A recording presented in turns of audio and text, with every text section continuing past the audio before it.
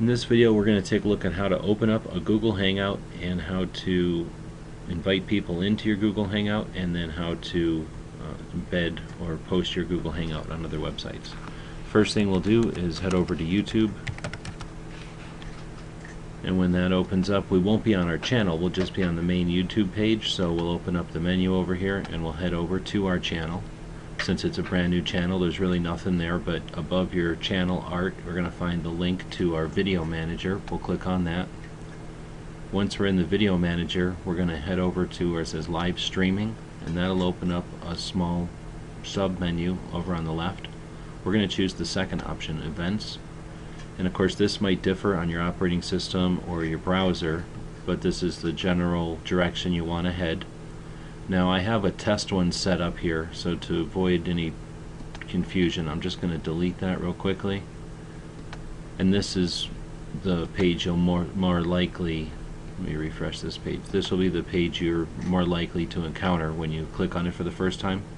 Now to be honest, the first time you click on the live streaming you're going to get a question that asks you if you want to enable live streaming on your channel, and you'll need to accept that request, and then I think they sent a text to the phone associated with the account, and you type in the number that they send you, and that's all there is to validate the live event.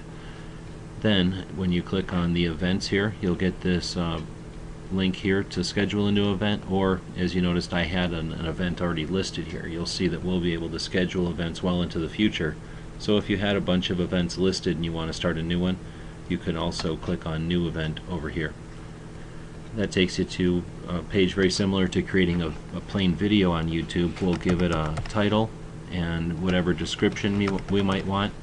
We can set this to happen today or anytime in the future, for right now, or a scheduled time in the future. It's about 6 p.m. as I'm filming this, so we'll set it to 8 p.m. in the future. You can either have an end time or choose not to, and that end time can be at any time of today or any day in the future. So if you're scheduling a 2-hour show well into the future, it's possible to schedule it for any time of day. And then you might want to scroll down a bit on this page. Oh, sorry, it's over here. We want to make sure that it's selected to quick. The other option would be custom. The default is quick. If you set it to custom, what that does is change where the comments are on the video. So if we're looking at the screen and the video is normally this section of the YouTube page, if we want the comments to show up over here, do nothing and leave it selected on quick. But when you select the custom, what will happen is the comments will show up underneath like a typical YouTube video. We've found from our experience most people prefer the comments for a live conversation to be over on the right, because then they have a feed, and down here they just show up as regular comments, so there's some lag, I guess. So that's pretty much, you could let it go live now, or if you want to click on advanced setting, there's a couple of things you can do there. You can turn off that chat room completely, so no matter what you've selected, if it's going to be on the side or if it's going to be on the bottom, you can turn it off completely, and then it's not an issue.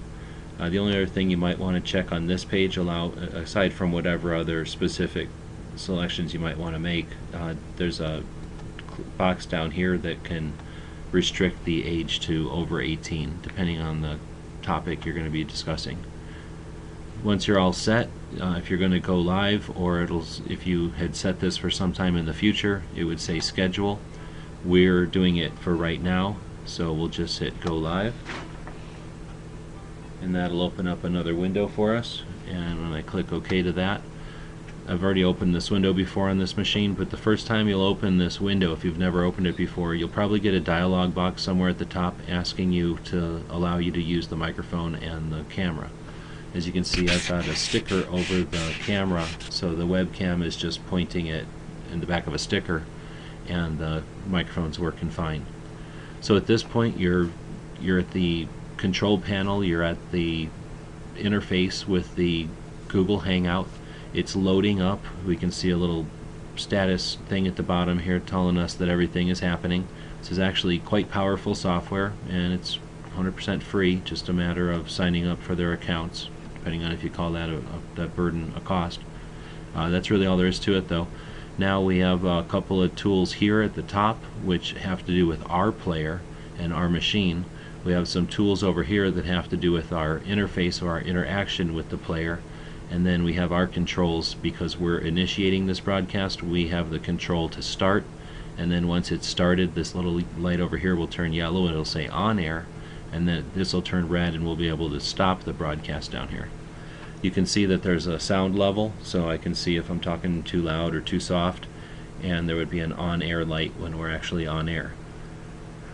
Down at the very bottom right, we have a button that's kind of hidden for links, and we'll talk more about that in a moment. I wanted to first talk about this toolbar at the top. The far left option is how you can invite people using the internal method in Google+.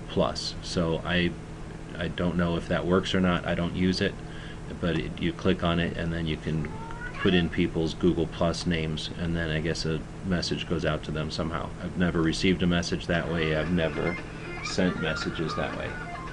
So put that on pause. So the next one over is the mute, and if I was in the chat, you can see that the status bar disappeared and it came back on. I hope that it didn't mute our recording, so just in case, you saw that the status bar stopped moving whenever it's on mute. When I turn off the camera, you can see that it stops using the feed from my webcam, and I have a status bar which is just these little pulses. Right now it's the default image, but if I had an image on this account, that's the image that would show up here when the camera is turned off. Then the camera can be turned on. Next we can move it to the bandwidth slider. So with full bandwidth, if you have a decent internet connection and a decent computer, you can leave it at full bandwidth and you're going to get 100% quality out of your video and your audio. As you slide the slider down, depending on your internet connection, your computer, or combination of both, you might want to drop it down to where there's only audio, or very little video, or just poor quality video, even depending on your situation. And because it's right there, you can always change that if the conditions change. If all the kids in the neighborhood quit playing their video games and your internet comes back, you can move that slider right away. There's this window, which I'm not sure if it's going to show up on the recording, but it's a pop-up that shows us the options for the webcam. This one's an internal webcam. If I were to plug a webcam into the computer, there would be a drop down here and I would have the option to switch back and forth. We would also get a live preview, so you can quickly tell, for example, if you're going to put a webcam up over a table pointed down to do some kind of demonstration or something, and then the other webcam was built into your screen of your laptop, you'd know right away through the preview which camera it was using. The same with the microphone. If I had options on this machine, there would be a drop down and I could choose the different microphones and as well as the different speakers. So all that can be adjusted on the fly while you're in the Google Hangout. And it looks like I'm having some internet issues, so my connection failed and it dropped out. When that happens, you have intermittent internet, for example, or somebody unplugged something, you can plug it back in and it'll usually connect right back. So this wasn't scheduled, but I'll just try to refresh and see if my internet comes back here, and we'll continue on. Otherwise, this will be a good point to stop. We've showed you how to get the Hangout open from your Google account. Then at this point, whenever you want to, I guess it's coming back, at this point, whenever you want to, you just hit the button that says Start Broadcast, and it'll take a moment to do so, and then you'll be on air. You'll get a little yellow light over here and this indicator down here that tell you you're on air, and you'll just run your broadcast as long as you want. We'll do another video talking about the various tools over here on the left that you can use while you're running it, as well as some of the tips that we've learned over the years of running these things. But there are two more things I'll talk about before this video is over, and that's how to invite people into your Hangout and then how to share that Hangout with others. So it's having an internet connection issue here, but we won't talk about that in this video. For first, we want to talk about embedding our video, for example, on gun channels. We'll go down to the links that we kind of talked about earlier, and there's two links there. It doesn't really matter which one you grab. I'm going to grab the top one because it's a little shorter and easier for this demonstration. Doesn't really matter though. We'll go back over to the internet and we'll go to gun channels, and let's go down, or let's just scroll through some of the channels here. and this laptop has an account on it that has access to this channel. Oops. And we'll head over to our weekly wrap-up channel.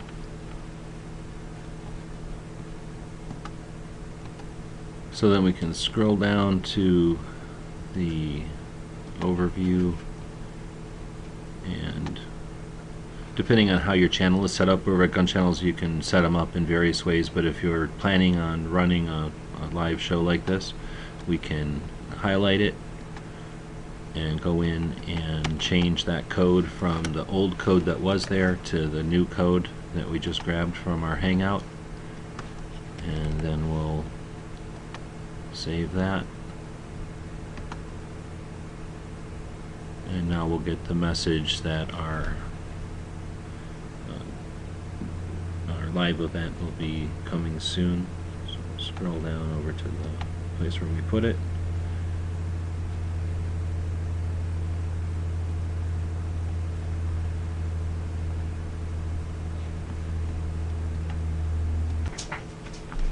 So there, when it's on the channel, it's just sitting there wanting to stand by, and if you gave it a specific time in the future, it will come up and eventually say like 2 hours remaining and then a countdown timer. So that's how you would set it up on well, on Gun Channels, or if you had a website and you wanted to embed it in your website, then the people can see that it's coming. When it's live, they'll be able to see it.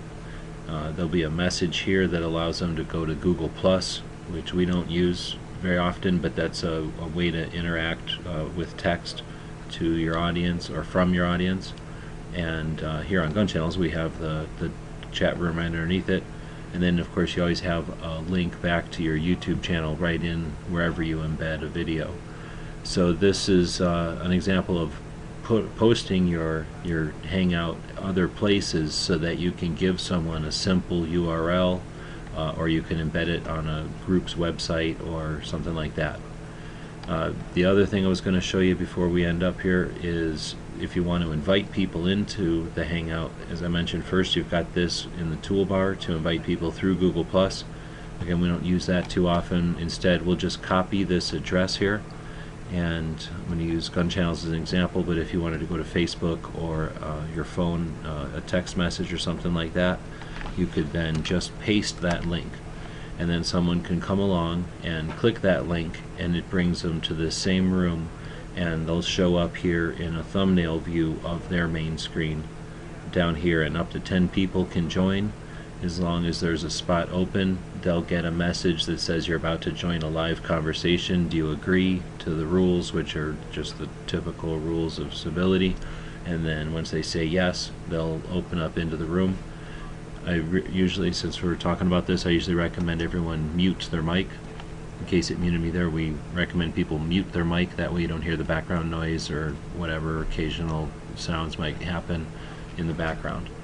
Anybody can mute or turn off their camera anytime they want, and we'll get into some of the other features and options in future videos. So we walked you through setting up a Google Hangout, inviting people to a Google Hangout, and embedding or posting your Google Hangout on other places. Hopefully this will get people out and interested in using this technology that is free to us, except for the burden of having an account with Google. There's little effort involved in being able to utilize this technology. I hope that I can encourage gun owners to practice this technology and master it, so that we can become not only well educated but closely knit in our community, and better able to get relevant information out to everyone efficiently. So that's what the point of this video is. Let us know in the comments what you think. If we've done a good job of that, we probably won't be reading the comments on the videos too much. Head over to Gun Channels and let us know there.